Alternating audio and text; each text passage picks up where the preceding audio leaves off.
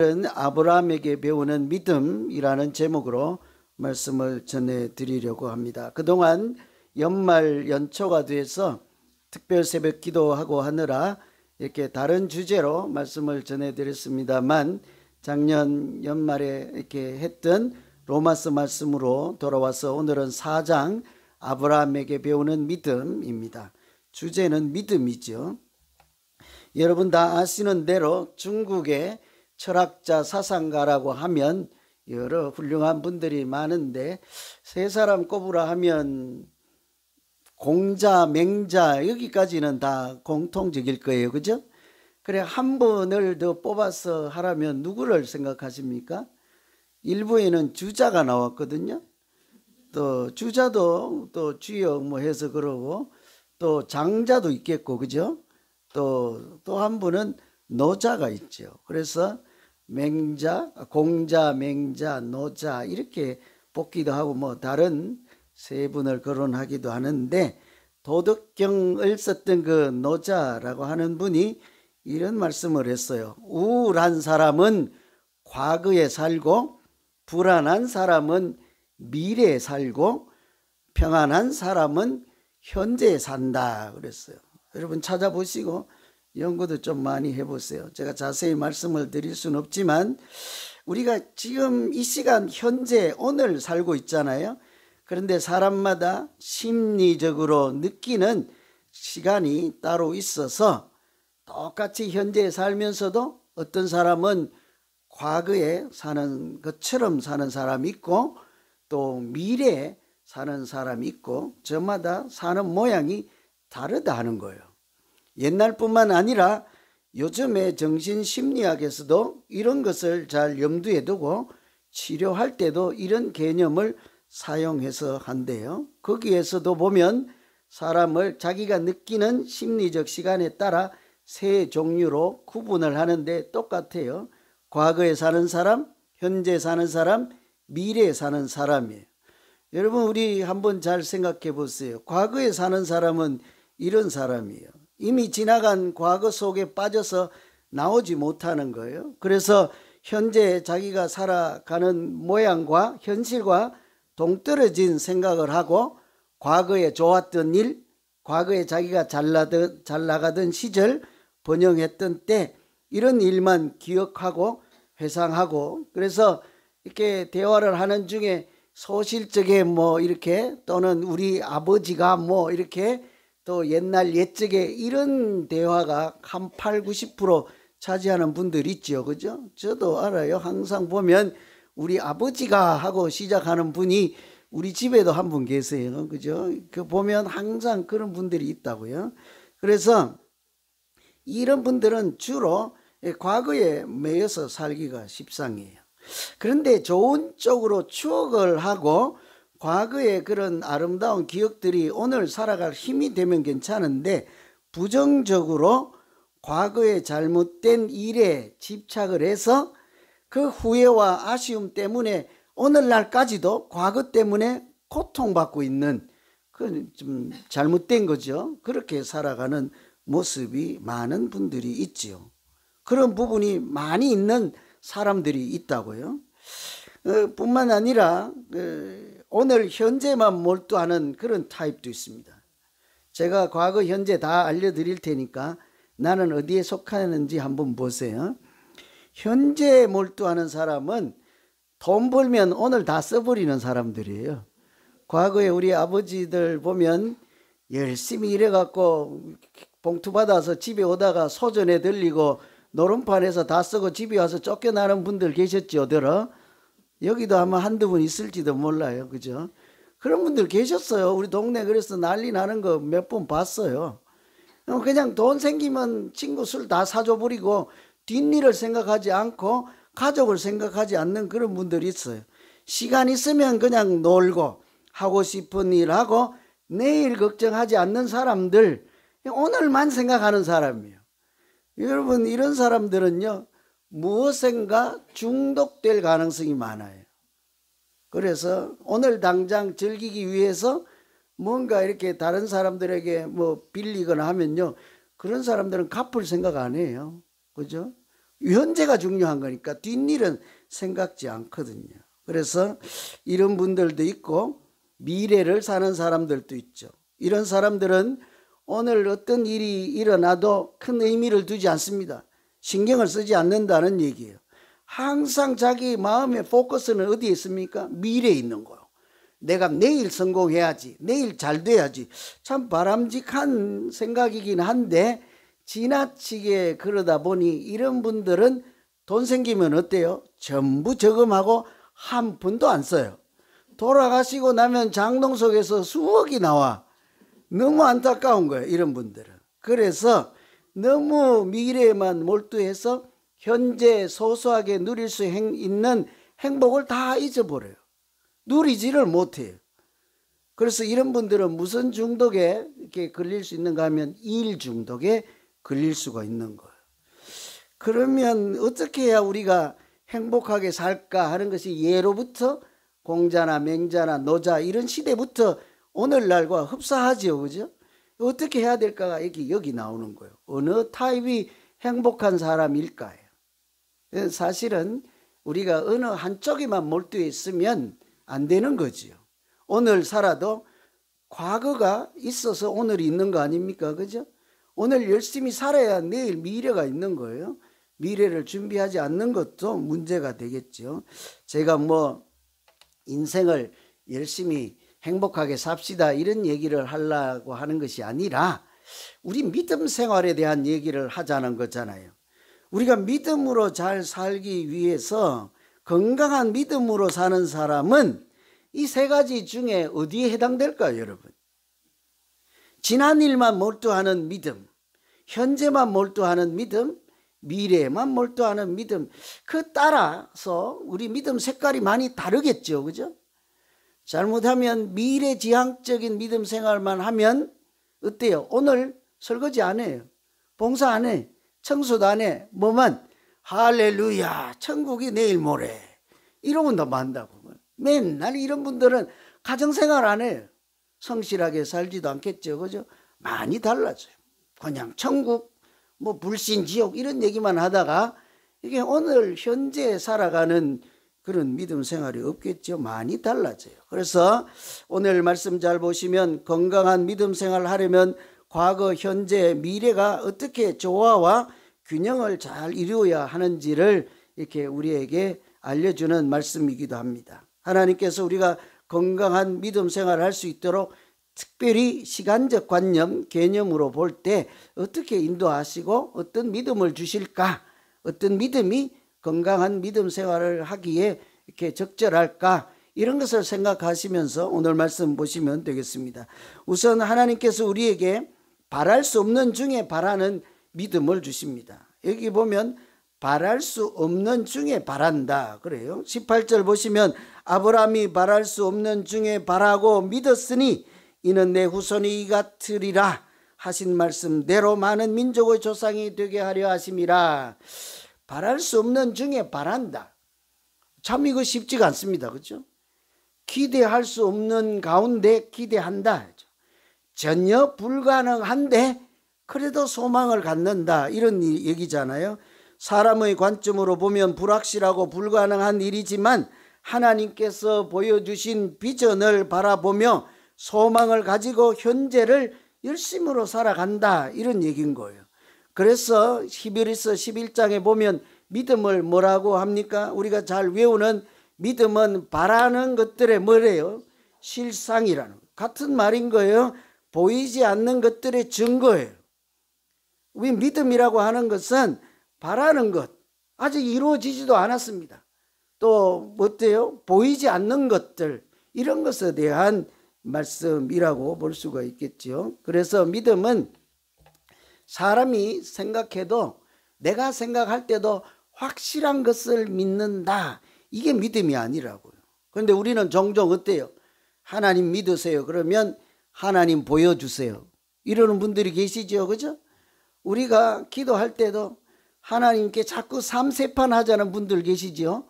기도를 해놓고 자기가 응답 받았는지 안 받았는지 몰라가지고 하나님 앞에 확실한 증거를 자꾸 내놓으라는 거야. 얼마나 하나님이 못 믿었으면 자꾸 증거를 내놓으라네.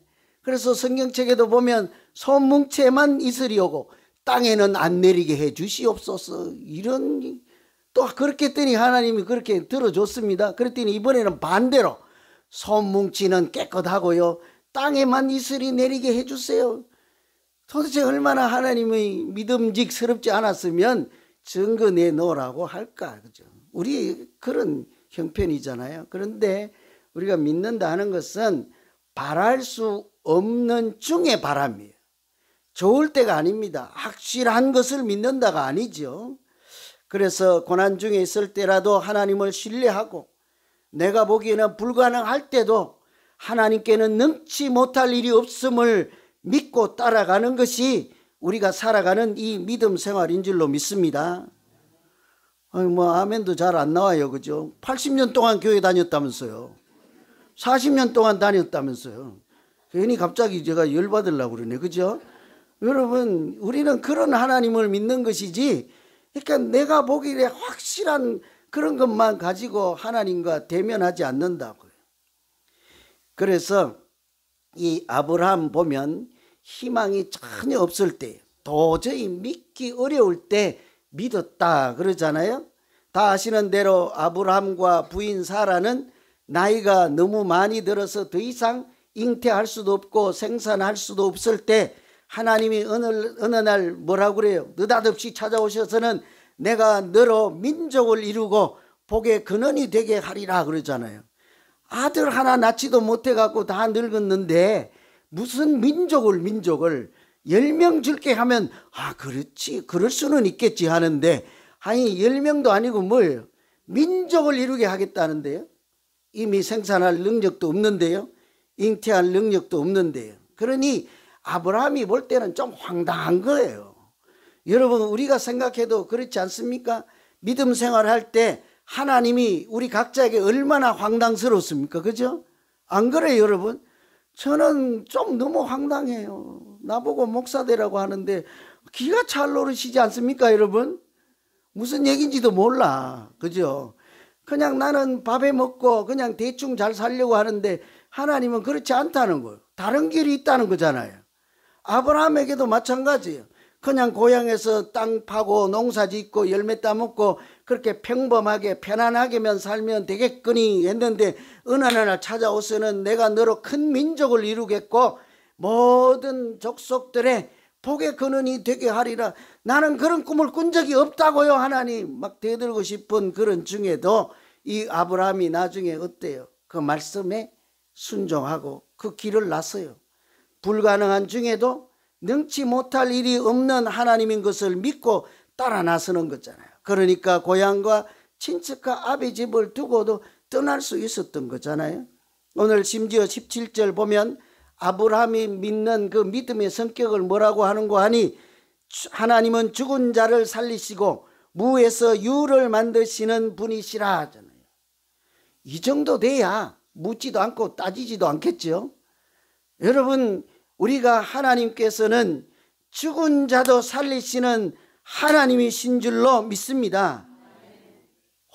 그런데 뭐 다른 걱정할 게 뭐 있어요? 죽은 자도 살리신다는데, 그죠?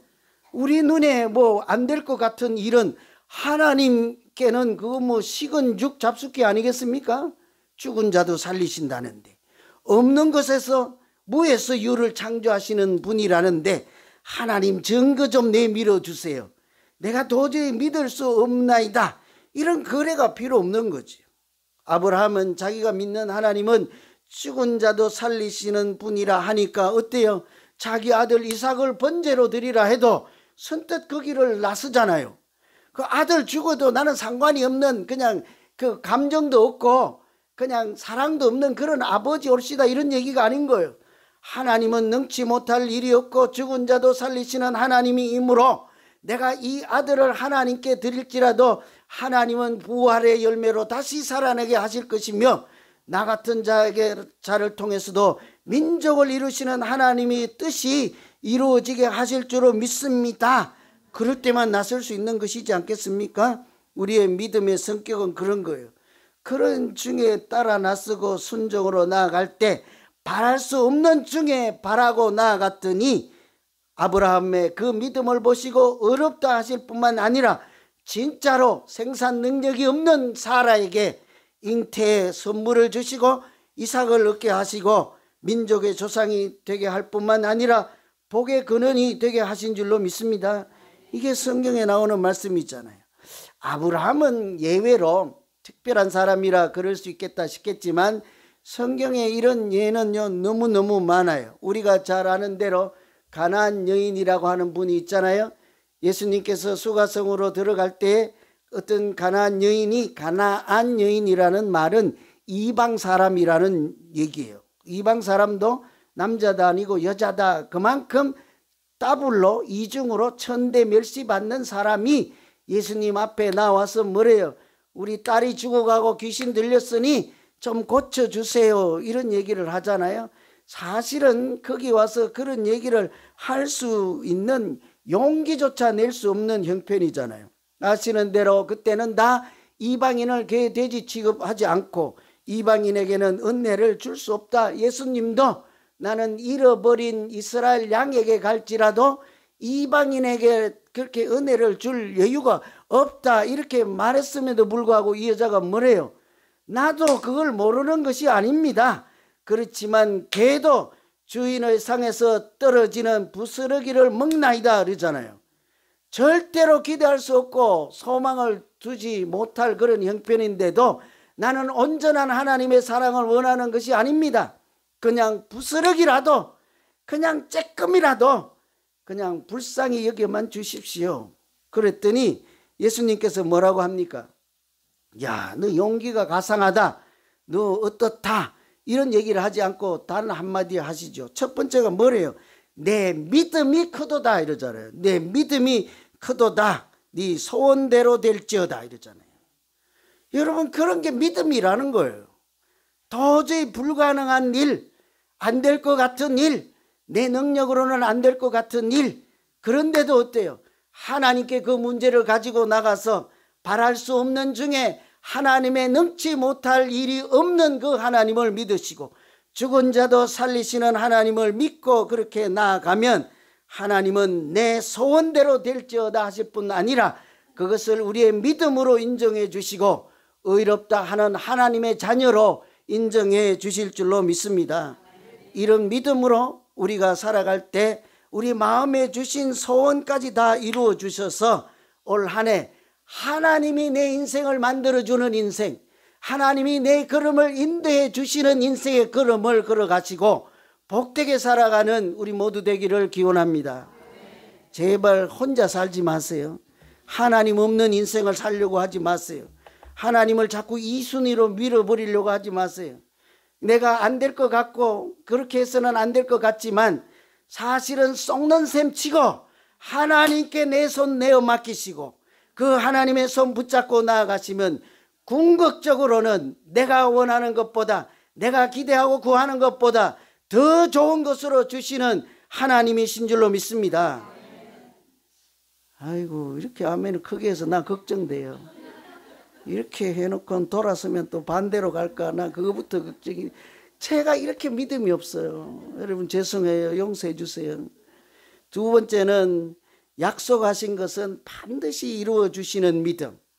이렇게 약속한 것은 하나님은 틀림없이 이루어 주십니다 하는 믿음을 우리에게 주십니다. 20절 보시면 믿음이 없어 하나님의 약속을 의심하지 않고 믿음으로 견고하여져서 하나님께 영광을 돌리며 약속하신 그것을 또한 능히 이루실 줄을 확신하였다 그러죠. 여기 보면 믿음이 없어 하나님의 약속을 의심하지 않고 하나님의 약속하신 것을 의심하지 않는다고요. 그러니 그리고 나서는 어때요? 견고해지지 오히려. 그래서 하나님께 영광을 돌리고 약속하신 것을 능히 이루실 줄을 믿는다. 이런 것이 믿음이죠. 여러분 우리가 믿음 생활할 때 가장 주의하고 위험하다 하고 신호로 경고를 생각해야 될 것은 믿음이 없을 때가 아니고요. 믿음이 있는데 약해질 때, 약해질 때. 믿음이 완전히 독이 나고 없어지면 어때요? 세상으로 그냥 가버려요.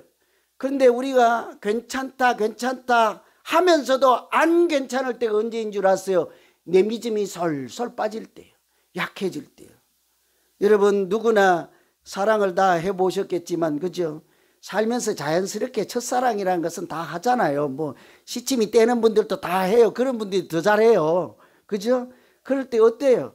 첫사랑은 누구에게나 뜨겁기 마련이에요. 근데 그 사랑이 며칠 가던가요? 한 사흘 갑니까? 그 며칠 안 가요. 그래서 우리가 결혼 선배들은 우리 애기 엄마나 애기 아빠들처럼 저런 분들 보면 어때요? 아이고 애기 이쁘다. 몇 년 됐어요? 1년 그래. 5년만 살아보세요. 그러잖아요. 그죠? 저절로 다 식어가요. 사랑. 우리 사랑이 식어가는 거야. 뭐 어떻게 하든지 제주껏 둘이 알아서 하면 되겠지만 문제는 뭐예요? 믿음이 똑같아요. 여러분. 그냥 일반적 사람들 사이의 사랑이 아니라 하나님과의 사랑이 있잖아요. 우리가 하나님을 처음 만났을 때 그것을 첫사랑이라고 할 때 그 사랑은 얼마나 뜨겁고 하나님을 얼마나 많이 사랑했고 하나님이 나를 얼마나 사랑하신지를 알고 감격하며 눈물로 그렇게 살았고 보냈던 시절이 있잖아요. 근데 그게 며칠 가든가요? 1년 가든가요? 3년 가나요? 10년이 가더라도 그 사랑은 슬슬 빠지기 마련이에요. 믿음이 약해지면 그때부터 어때요? 교회 가기 싫어요. 가도 재미가 없어요. 누가 그냥 평소에 하던 말인데도 그날따라 내 귀에 얼마나 거슬리게 들리는지 저 사람이 남아 보면 그냥 잡아 죽이려고 한다고 이렇게 달리 들리는 거예요. 은혜가 충만하고 믿음이 있을 때는 그런 소리 해도 아이고 오늘 저 사람이 오다가 누구한테 얻어맞았나 보다 이렇게 지나갈 수도 있거든요. 근데 슬슬 믿음이 빠지면 우리가 믿음 생활이 이렇게 하나님이 자꾸 후순위로 빠지고 교회 가는 일도 자꾸 후순위로 밀려나고 마지막에는 어떻게 돼요? 하나님 없는 사람처럼 세상에 그냥 흘러가는 대로 휩쓸려 가고 말잖아요. 그래서 믿음 없는 것보다 믿음이 약해질 때를 아주 경각심을 가지고 정신을 차려야 돼요. 그래서 이런 사람들이 있잖아요. 이게 사사기에 보면 삼손이라는 사람 있잖아요. 삼손. 그죠? 그 사람이 뭐래요? 천하장사같이 힘을 가지고 그렇게 신묘막측한 일을 하다가도 불순종해서 자기 능력 다 잃어버리고 오히려 블레셋 사람들에게 잡혀서 이렇게 포성줄에 묶여서 자기 능력이 다 빠지고 무능력할 때 그때서 후회하고 뭐래요? 하나님 이번만 한 번만 나를 다시 강건하게 해주시고 강하게 해주시면 하나님 한 번만 나를 더 예전처럼 강하게 해 주시옵소서. 내가 저 원수를 다 물리치고 하나님께도 영광을 돌리겠나이다. 처절하잖아요. 한 번만 더 강하게. 한 번만. 우리가 그러기가 십상이라고요. 여러분 야곱을 생각해 보세요. 야곱이 뭐래요? 도망갈 때 뭐라고 합니까? 나를 안전하게 지켜주시고 이곳까지 다시 돌아오게 하시면 내가 이곳에다 하나님의 집을 짓겠나이다. 교회를 짓고 성전을 짓겠나이다. 처음엔 사랑이 얼마나 뜨거워요. 그런데 이제 그 라반의 집에 가서 피신해서 도망가서 사는 동안 이 사람이 성전 지을 고민을 합니까? 다 잊어먹어버려요. 사랑이 술술 빠지고 믿음이 술술 약해져서 거기서 자기 재산을 얼마나 많이 모을까? 양을 몇 마리나 더 내 양으로 만들까? 내가 좋아하는 라헬이라는 여자를 어떻게 아내를 삼을까 하고 그 세상에 집중해서 살다 보니까 세월이 몇 년 흘렸습니까? 이 맞추는 분 밥 2그릇 드리세요. 얼마요? 20년. 제가 힌트 줬잖아요. 20년. 그러다 보니 20년이 지났네. 그렇게 성전까지 교회까지 짓겠다고 장담하던 그 사람의 믿음이 하루아침에 어떻게 돼요? 20년 동안 하나님과 멀어져서 성전 지을 생각도 안 하고 그러고 있을 때 하나님이 뭐래요? 조치는 딱 한 개예요. 그때를 기억하라. 하나님과 약속했던 그때를 기억하라. 그때 하나님이 주셨던 그 말씀 약속을 기억하고 그 시절로 돌아가고 그 사랑으로 돌아가고 그 은혜로 돌아가라. 우리가 믿음으로 살아가는 것은 다른 도리 없어요.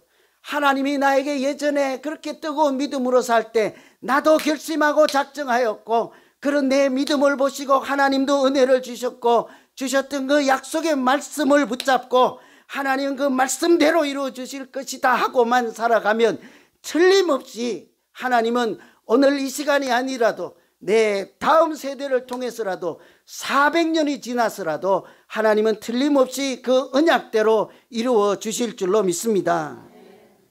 그래서 야곱이나 요셉 이 사람들이 애굽에 가서 이제 종살이 하잖아요. 노예로 팔려갔잖아요. 그런데 어때요? 그 얼마나 고된 세월 살겠어요. 거기 가서 벽돌 짓고 이렇게 막노동 하면서 노예 신분으로 사는 일이 고단하잖아요. 그런데도 하나님이 어때요? 그들은 몇 년을 바라보고 살았습니까? 400년 뒤에나 다시 약속의 땅으로 돌아오게 하리라 하는 그 약속의 말씀을 놓지 않잖아요. 그러니까 자기가 먼저 죽으니까 뭐래요? 나를 이 땅에 묻지 말고 약속의 땅에 묻어달라 하잖아요. 그러다가 그 아들인 요셉도 죽을 때 뭐래요? 내 뼈라도 너희들이 싣고 가지고 그 땅으로 가라. 그 땅에 묻어달라. 무슨 얘기입니까? 내가 살았을 때 하나님의 약속이 이루어지지 않았더라도 너희도 나처럼 포기하지 말라 말이지. 하나님이 약속하신 것은 반드시 이루어 주실 줄로 믿고 그렇게 살면은 하나님의 때 하나님이 반드시 그 소원대로 주신 말씀대로 이루실 것이므로 그것을 오늘 살아갈 동력으로 삼아라. 후손들에게 죽음으로 말하는 믿음이지 않겠습니까? 여기만 그런 것이 아니라 실제로 사는 사람들 중에도 하나님께서 아직 이루어 주시지도 않은 것을 주신 약속의 말씀을 붙잡고 소망으로 살아가는 사람들이 참 많아요. 그죠? 저도 여러분이 잘 눈치를 못 채도 그럴지도 몰라요. 우리 교회가 아주 좋고 멋지고 LA에서 가장 아름다운 교회가 되겠다 하는 하나님이 주시는 비전을 여러분 몰래 나 혼자 꾸고 갈 수도 있어요. 아멘도 안 하시겠지만 저는 그래요. 그죠? 그러니 오늘 아무리 스트레스를 받고 여러분 아무리 누군가 뭐라 해도요 또 일어설 수 있는 힘이 있는 거예요. 여러분 다 아시는 영화 감독 중에 스티븐 스필버그라는 사람이 있는데 이 사람은 12살 때요 자기가 영화 감독이 되겠다고 꿈을 꿔요. 12살이면 초등학생이에요. 국민학교 학생이라고요. 그런데 영화 감독이 되겠다고 꿈을 주셨는데 하나님이 그 마음의 소원을 주셨겠죠. 그런데 그 자기가 실제로는 아무것도 되는 일이 없고 뭐 능력도 없고 아무것도 안 돼요. 9년 동안 영화관 근처에 가본 일도 없어요. 포기하고 또 중단하고 그럴 법한데 이 사람은 오히려 자기 옷도 감독처럼 입고 다녀요. 말도 어디가 소개할 때 아무것도 아니에요. 영화관에도 안 가봤어요. 그 다른 사람 소개할 때 자기를 뭐라고 소개해요? 나 영화 감독이요. 이러는 거예요. 남들이 보면 지금 미친놈 아니에요? 그러면서 살아요. 그리고 진짜로 자기 영화하고는 아무 관련 없어요. 그런데 우리가 잘 아는 유니버설 스튜디오에 가가지고 맨날 얼쩡얼쩡거리고 돌아다니는 거예요. 그 지나가다가 당신 누구요? 나 영화 감독이요. 자기 영화관 구경도 못 해본 사람이에요. 그러고 사는 거예요. 거기 그 공터를 하나 발견하고 거기다 사무실을 딱 이름 편말을 달아요. 자기 영화 감독이라고 딱 해놓고. 그렇게 바랄 수 없는 중에 하나님이 주신 소원하는 마음, 하나님이 약속하신 자기 개인에게 약속하신 말씀 그걸 붙잡고 그렇게 사는 거예요. 좀 허황된 꿈을 꾸고 사는 것처럼 보이잖아요. 그런데 어느 날 해변에 가서 어떤 사람을 만나서 얘기를 하는 중에 내가 이런 꿈을 꾸고 영화를 만들려고 한다. 나 영화 감독이요. 이러니까 이 사람이 그날 이 듣는 사람이요. 정신이 다 나갔는지 하는 말이 당신이 영화를 만들면 내가 투자를 하겠어. 그래갖고 그 사람이 정말 투자를 했고 만든 첫 번째 영화가 대박이 난 거예요. 그 영화가 이름이 뭐더라? 여기 있는데 제가 얼른 못 찾아갖고 생략할 거예요. 엠블린 영화래요. 여러분 이게 하나님이 우리에게 주신 소원하는 마음이요 좀 허황돼 보이고 또 하나님이 약속하신 것 여러분 우리 같은 사람을 하나님 뭐래요? 천국의 상속자로 삼는 데잖아요. 하나님의 자녀로 살겠다고 하잖아요. 하나님의 자녀면 대통령 아들이 아닙니다. 온 우주 만물을 주관하시는 하나님의 대리자로 삼겠다고 하잖아요. 우리는 그냥 벌벌 떨면서 나 같은 자는 아니올시다, 나는 그 일에는 가담할 수도 없고 당치도 않습니다 하는데도 불구하고 하나님이 우리에게 그런 이름과 약속을 주실 때 마치 좀 허황된 것처럼 그렇게 다른 사람이 볼지라도 우리에게 하나님께서 마음의 소원을 주시고 그 소원을 주시는 분이 이루시는 분도 하나님이시라는 사실을 철저하게 믿고 그런 믿음으로 살아가면 하나님은 반드시 그 약속을 오늘 아니어도 내일이라도 우리가 죽은 다음에라도 언제라도 이 땅에 이루어지게 하시고 그런 우리의 믿음을 의롭다 하시고 하나님의 자녀로 더욱 인정하실 뿐만 아니라 칭찬받는 믿음이 될 줄로 믿습니다. 세상 풍파가 어떤 풍파가 일어나고 어떤 풍랑이 있을지라도 오직 주님 의지하고 믿음으로 나아갈 때 하나님께서 우리 모두에게 안전한 포구가 되어주시고 그래서 날마다 믿음 생활하는 가운데 은혜와 성령이 충만한 우리 모두 되기를 다시 한번 간절히 기원합니다. 기도하겠습니다. 하나님